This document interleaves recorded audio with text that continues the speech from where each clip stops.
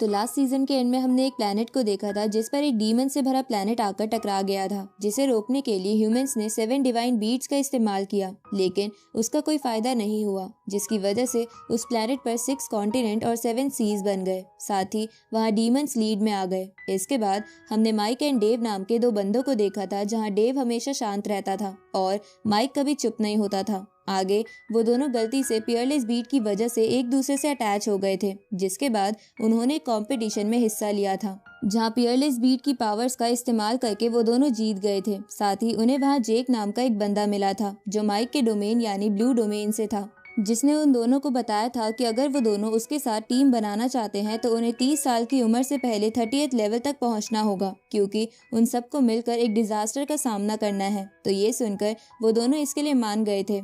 जिसके बाद माइक की मॉम ने उसकी शादी के लिए एक सेरेमनी रख दी थी, पर वहाँ पर एक येमिंग नाम की डीमन आ जाती है, जो वहाँ पियरलेस बीड लेने आई थी, और उसी चक्कर में उसने माइक के पेरेंट्स को मार दिया था, जिसकी वजह से माइक अपने आप पर काबू खो बैठा था। तो डेव माइक को बचाने के लिए अपनी सिटी यानी विजडम सिटी ले आया था, जहां उसने माइक को समझाया था कि हम अभी डीमन से नहीं लड़ सकते हैं, इसलिए हमें पहले ताकतवर बनना होगा। तो ये सुनकर माइक डेव को ग्रेट एल्डर के पास ले जाने के लिए निकल गया था, जहां जाते हुए वो दोनों कल्टीवेशन भी कर रहे थे। अब आगे तो इस पार्ट की शुरुआत उसी बोट वाले सीन से शुरू होती है, जब माइक और डेव कल्टीवेशन कर रहे थे और उनके सामने पियरलेस बीड आ गया था। अब जब वो दोनों उस बीट को देख ही रहे थे कि तभी वो दोनों किसी और जगह टेलीपोर्ट हो जाते हैं, जहाँ चारों तरफ क्लाउड्स ही क्लाउड्स थे, जिसकी वजह से उन दोनों को समझ नहीं आ रहा था कि वो दोनों कहाँ पर है। तभी माइक बोलता है कि ये पियरलेस बीट बहुत ही अजीब है। उसी वक्त उन दोनों को वहाँ पर विजडम सिटी और ब्लू डोमेन के 2 एंसेस्टर्स के होलोग्राम दिखते हैं, जो आपस में बात कर रहे थे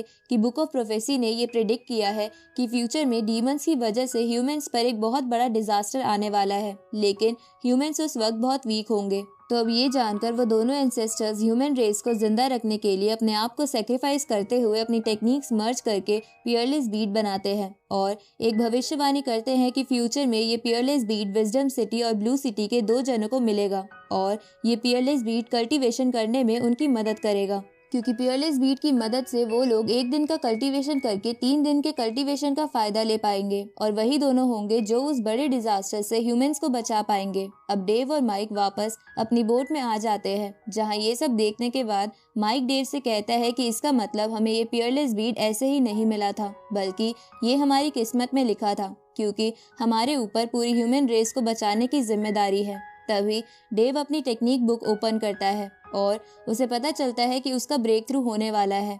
उसी वक्त माइक का भी एलिमेंटल हार्ट तेजी से धड़कने लगता है, क्योंकि उसका भी ब्रेक थ्रू होने वाला था। तो ये जानकर वो दोनों एक साथ कल्टीवेशन करने लगते हैं। आगे वो दोनों थंडर सिटी के उसी स्टेडियम में आ जाते हैं, जहां माइक की ब्लाइंड डेट की सेरेमनी चल रही थी। अब जब माइक उस स्टेडियम की ऐसी हालत देखता है तो वही विजन्स आने लगते हैं, जब उस डीमन से लड़ते हुए उसके मॉम और डैड की डेथ हो गई थी, जिसकी वजह से माइक को गुस्सा आने लगता है, पर वो फिलहाल तो कुछ नहीं कर सकता था। इसलिए माइक भागता हुआ ग्रेट एल्डर के घर पर आ जाता है, जहां ग्रेट एल्डर को जिंदा देखकर माइक को थोड़ा सुकून आता है। अब माइक को वहां देखकर ग्रेट एल्डर उसे कहते हैं कि इतना सब कुछ हो जाने के बाद भी तुम यहाँ वापस क्यों आ गए हो। इस पर माइक ग्रेट एल्डर को बताता है कि मेरे पेरेंट्स अब इस दुनिया में नहीं है। ये सुनकर ग्रेट एल्डर माइक से कहते हैं कि ये बात मुझे पता है, इसलिए मैंने थंडर सिटी की पब्लिक को शांत करने के लिए उन्हें ये बोल दिया है कि तुम्हारे पेरेंट्स डीमन से लड़ने के बाद थक गए थे, इसलिए वो दोनों अपनी रिकवरी के लिए कहीं एकांत में चले गए हैं। ये सुनकर माइक दुखी होते हुए ग्रेट एल्डर से पूछता है कि फिर थंडर सिटी की आम पब्लिक को अब तक नहीं पता है कि मेरे पेरेंट्स मर गए हैं। इस पर ग्रेट एल्डर हाँ करते हैं। इसके बाद ग्रेट एल्डर माइक को बताते हैं कि उस दिन यहाँ पर सिर्फ एक डीमन ही नहीं आई थी, बल्कि मेरे पास भी एक केमिंग नाम का डीमन आया था, जिसे मैंने हराने की बहुत कोशिश की थी, लेकिन उस पर मेरे किसी अटैक का असर नहीं हो रहा था, क्योंकि वो बहुत ही ताकतवर था, जिसकी वजह से उसने मुझे बहुत इंजर्ड कर दिया था और मैं बड़ी मुश्किल से उससे बचकर स्टेडियम पहुंच पाया था। लेकिन जब तक मैं स्टेडियम पहुंचा तब तक तुम्हारे पेरेंट्स मर चुके थे, इसलिए मुझे ना चाहते हुए भी पब्लिक को शांत करने के लिए ये अनाउंस करना पड़ा कि तुम्हारे पेरेंट्स हेल्थ रिकवरी के लिए कहीं गए हैं। लेकिन ये बात कहकर मैं पब्लिक को बस 3 साल तक ही संभाल सकता हूँ, क्योंकि उसके बाद मुझे बताना होगा कि वो मर चुके हैं, इसलिए तब तक तुम्हें थंडर सिटी का नया किंग बनने के लायक होना होगा। ये सुनकर माइक रोते हुए कहता है कि ये सब मेरी वजह से हुआ है। अगर मेरे पास वो पियरलेस बीड नहीं होता तो वो डीमंस यहाँ नहीं आते और मेरे पेरेंट्स भी आज जिंदा होते।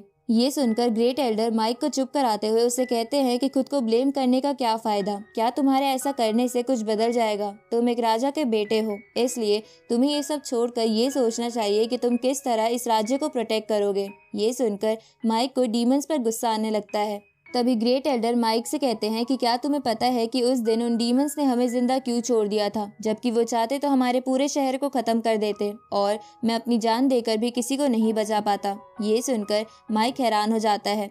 तो ग्रेट एल्डर उसे बताते हैं कि उन डीमंस ने हमें इसलिए जिंदा छोड़ दिया था क्योंकि वो हमें अपना ओपोनेंट समझते ही नहीं है, वो बस हमें चींटियों की तरह देखते हैं।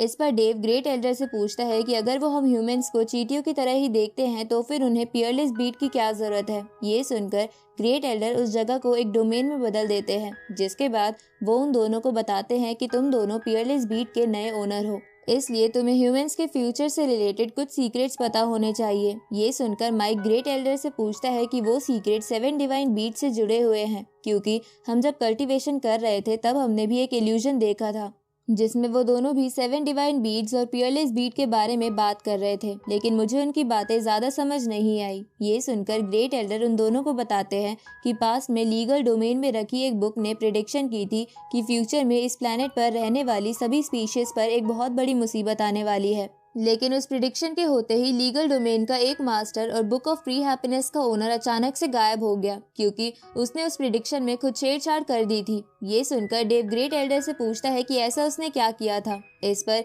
ग्रेट एल्डर उसे बताते हैं कि बुक ऑफ प्रोफेसी ने डिजास्टर की प्रिडिक्शन के साथ साथ उस डिजास्टर से बचने का तरीका भी बताया था, जो कि था डीमंस के हार्ट से बने 7 डिवाइन बीट्स। लेकिन उस लीगल डोमेन के मास्टर ने उस डीमन वाली जगह पर ह्यूमंस लिख दिया, क्योंकि वो डीमंस के साथ मिल गया था। पर ये बात उस समय के 7 ग्रेट ह्यूमन एंसेस्टर्स को पता नहीं थी, जिसकी वजह से वो 7 डिवाइन बीट्स बनाने का तरीका जानने के लिए गॉब्लिन्स के पास गए, क्योंकि उन्हें ही वो तरीका आता था। जिसकी वजह से गॉब्लिन्स ने उन्हें बताया कि 7 डिवाइन बीट्स बनाने के लिए उन्हें खुद को सैक्रिफाइस करना होगा और उनके हार्ट से ही वो बीट बनेगा। तो ये जानकर वो एल्डर्स इस बात के लिए तुरंत मान गए और उन्होंने वो बीट्स बना दी। लेकिन जब वो डिजास्टर यानी वो डीमन से भरा मीटियोर अर्थ की तरफ आया तो वो बीट्स उसे रोकने में सक्षम नहीं हो पाए, क्योंकि वो बहुत वीक थे, क्योंकि असलियत में उन बीट्स को डीमंस के हार्ट से बनना था। अब ये सब सुनकर माइक और डेव हैरान हो जाते हैं। इसके बाद ग्रेट एल्डर उन दोनों को बताते हैं कि अब उससे भी बड़ा डिजास्टर आने वाला है और इसलिए अचानक से 7 डिवाइन बीट्स की बातें शुरू हो गई। अब ग्रेट एल्डर उस डोमेन को हटा देते हैं और माइक एंड डेव से कहते हैं कि शायद तुम्हें अब समझ आ गया होगा कि पियरलेस बीट ने सिर्फ तुम दोनों को ही क्यों चुना है। ये सुनकर डेव ग्रेट एल्डर से पूछता है कि अब हमें क्या करना चाहिए। इस पर ग्रेट एल्डर उन्हें कहते हैं कि मैं चाहता हूँ कि तुम दोनों कहीं पर जाओ, एक ऐसी जगह जहाँ डीमंस भी जाने से डरते हैं। आगे वो दोनों टेलीपोर्ट होकर वापस से विजडम सिटी आ जाते हैं, जहाँ डेव माइक से कहता है कि मैं अपने गॉडफादर के पास जाकर उनकी मदद से एक बोट का इंतजाम करता हूँ, ताकि हम दोनों जल्द से जल्द ग्रेट एल्डर की बताई जगह के लिए निकल सके। इस पर माइक कुछ नहीं बोलता, तो डेव माइक से कहता है कि भले ही हमारे ऊपर से रिस्पॉन्सिबिलिटी अचानक से आ गई है, पर हम इससे नहीं भाग सकते, इसलिए तुम जल्द से जल्द अपने आप को संभाल लो। ये सुनकर माइक डेव से कहता है कि भले ही मैं अभी ह्यूमन रेस को बचाने के लिए कुछ नहीं कर सकता हूँ, पर मैं एक दिन डीमन से अपने पेरेंट्स का बदला लेकर रहूंगा। अब डेव के वहाँ से जाने के बाद माइक रोने लगता है, क्योंकि उसे अपनी मॉम की याद आ रही थी, इसलिए उसे समझ नहीं आ रहा था कि वो ऐसी सिचुएशन में अपने आप को कैसे संभाले। तभी वहाँ पर वो काइट वाला बच्चा आ जाता है और माइक से कहता है कि भैया मैं आपको कैंडी दूंगा, इसलिए आप रोना बंद कर दो, क्योंकि जब मुझे भी दर्द होता है तब मैं कैंडी खा लेता हूँ ताकि मुझे दर्द महसूस ना हो। अब वो बच्चा माइक को कैंडी देने के लिए ओपन ही कर रहा था कि उसकी कैंडी जमीन पर गिर जाती है, जिसकी वजह से वो रोने लगता है। तो ये देखकर माइक वो कैंडी साफ करके खा लेता है और बच्चे से कहता है कि ये कैंडी तो बहुत ही मीठी और स्वादिष्ट है। इस पर वो बच्चा माइक से पूछता है कि क्या आप सच कह रहे हो, क्या जमीन पर गिरी हुई कैंडी भी उतनी ही मीठी होती है जितनी वो पहले थी। ये सुनकर माइक पहले तो थोड़ा सैड हो जाता है, क्योंकि वो था तो बच्चा ही, लेकिन जो उसने अभी बात कही थी उसका मतलब बहुत ही गहरा था और माइक उस कैंडी वाली बात को अपनी लाइफ से रिलेट कर पा रहा था कि क्या जैसे उसकी लाइफ पहले थी क्या अब भी वैसी हो पाएगी। लेकिन माइक अपने आप को संभालते हुए इस बच्चे को चुप कराने के लिए उससे कहता है कि हाँ, जमीन पर गिरी हुई कैंडी भी इतनी ही मीठी होती है जितनी वो पहले थी। ये सुनकर वो बच्चा रोना बंद कर देता है और माइक के भी आंसू पोंछने लगता है। तो माइक उस बच्चे को उठाकर कहता है कि चलो तुम्हारे भाई डेव को बुलाकर लाते हैं, फिर हम दोनों तुम्हें मैजिक ट्रिक्स दिखाएंगे। ये सुन के वो बच्चा खुश हो जाता है। इधर हम डेव को देखते हैं जो अपने गॉडफादर के पास से वापस आ गया था और वो दूर खड़ा होकर माइक और बच्चे को देख रहा था, जहाँ डेव को भी माइक की ऐसी हालत देखकर बुरा लगता है।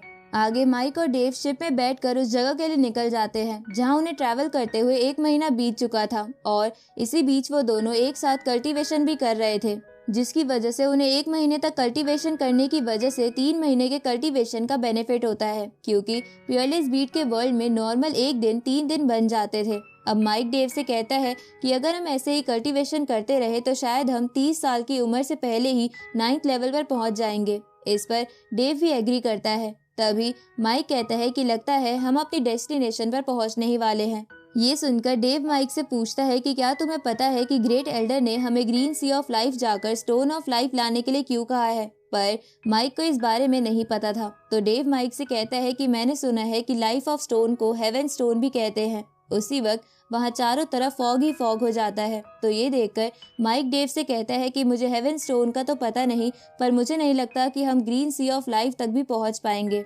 अब उस फॉग को देखकर डेव माइक को बताता है कि ये fog green sea of life को बाकी दुनिया से अलग करता है, क्योंकि वहाँ सी ऑफ ट्रीज नाम की एक स्पीशीज रहती है जो वैसे तो शांत है, पर अगर उनके इलाके में कोई आ जाए तो उन्हें अच्छा नहीं लगता, इसलिए हमें संभल कर रहना होगा।